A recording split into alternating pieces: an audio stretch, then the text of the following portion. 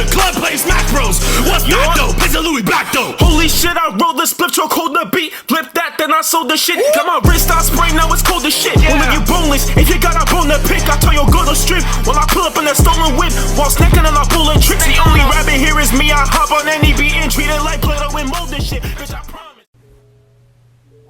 Yo, it's Zero, and this will be the end of What If Naruto was raised by Yoriichi. It has truly been an amazing experience bringing Demon Slayer to my channel, and I'm thankful for all the support that it's got.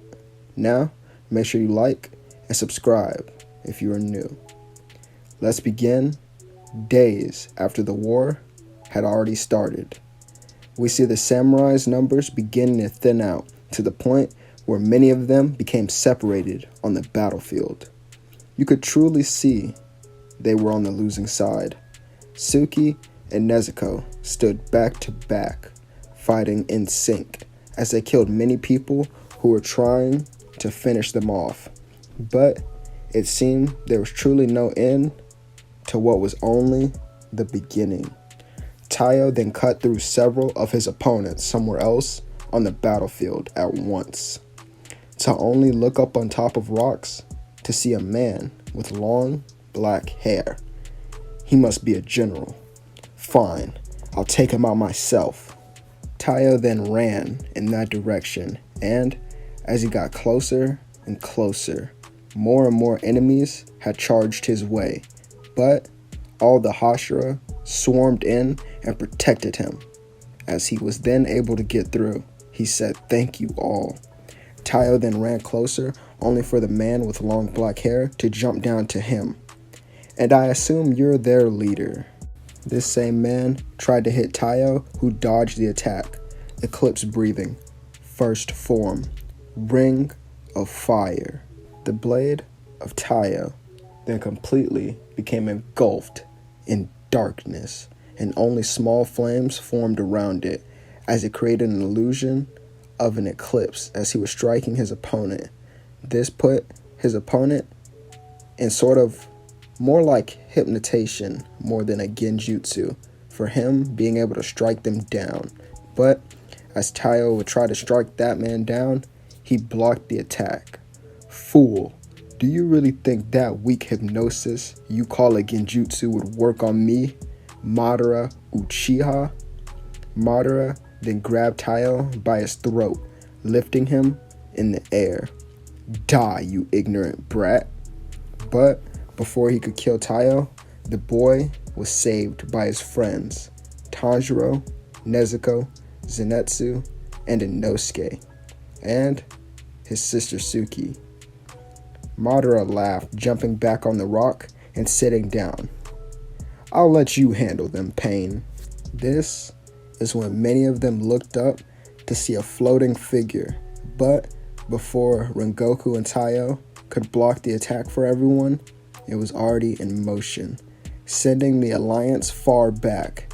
Taiyo was the first to look up after regaining his composure, only to see the blades, well, two blades in his face.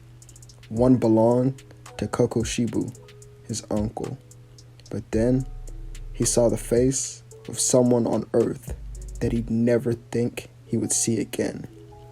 Taiyo had seen the face of Yoriichi, his father, with purple Rinnegan eyes and his blade pointing back at him. Quickly, Taiyo moved out of the way to avoid their attack, and Suki had stood with her brother. "I'll take our father. You focus on our uncle." Taiyo nodded and rushed in. Kokoshiba would block his attack, smiling. "Both of you should join us. We can change this world as one big happy family." Taiyo hated his voice by now. "Don't speak about family ever again." Eclipse breathing. Fourth form. Sunless dragon. Taiyo holds his blade in a higher stance as he focuses his breathing more to allow a black dragon to appear on his blade. As he strikes over and over again, the dragon will pass through the body of his opponent, burning them from the inside. But Kokoshibu's defense was quick, and he saw through the attack, evading the dragon and spinning around to once block another attack from Taiyo. But after every attack, Taiyo became stronger and stronger. We now go to the other fight to see Suki, who was evenly matched with her father in almost every aspect, but the Renegon's abilities were making it tricky for her to actually finish the job. But she had truly become the fighter that her father wanted her to be. Suki had a job to do, so she wasted no time in destroying her father using the one technique. Once she saw she was done, she shedded a tear. And when she looked over her brother, his sword pierced the chest of Kokushibu, their uncle. Taiyo stood up, not sure to what he wanted next, but he didn't have time to think, as the sky then became dark for some reason. And this is when Madara had already dropped the rock from the sky. And as it got closer and closer, Taiyo and all the other Hashira gathered under it, and they all prepared their strongest attacks, releasing it into the air. The rock broke into many pieces as they would all become very exhausted. But this is when they heard the man laugh, and a second one began to fall from the sky. Taiyo looked around at all the other Hashira, who were too exhausted to prepare another attack. So he said to himself, Kurama.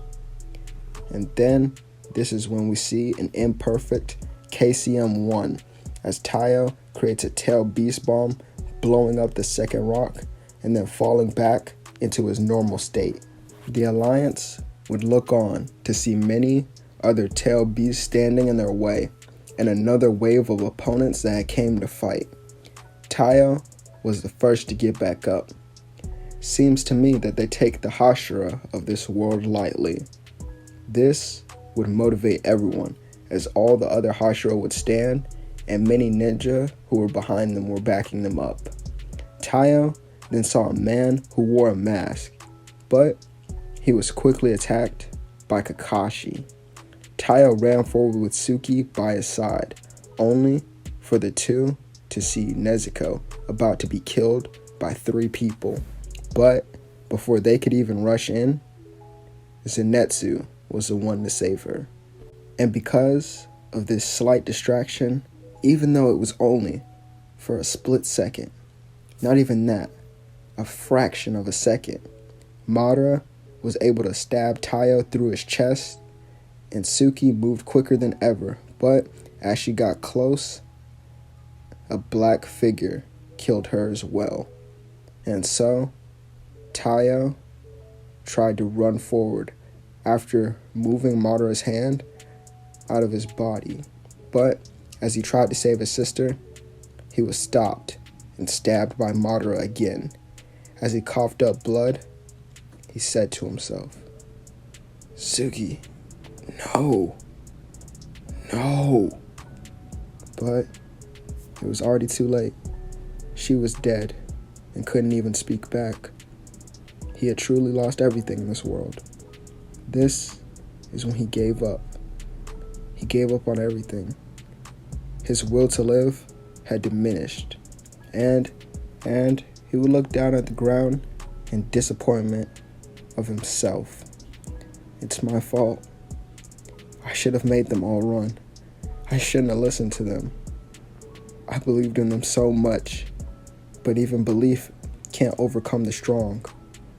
Taiyo turns his head to see all the other Hashira who stood in shock of what they saw. Taiyo was being held up by Madara, as he would then say his final words. Please, all of you, stay strong. I don't have much time, but I will say this. It was great to know all of you. Taiyo then closed his eyes. I'm sorry, Kurama, but I have to go. Thanks for saving my life so many times. And this is when Taiyo would have the 9 tails extracted from his body. As Taiyo was then dropped to the ground by Madara, he stood, shocking everyone who was watching. He died with a smile and standing on his feet. He said, "Hey, Father, I'm just like you. I hope you've been watching. I'll be there soon." As Tayo stood, he opened his eyes again to see his family standing in front of him. Tayo looked at his hands to see that he was in a kid-like form. "We've been waiting for you, so let's go." He turned to his right to see Suki, who was smaller as well, as both of them then ran forward to their parents, who hugged them close. And this is where the story of Tayo will truly end.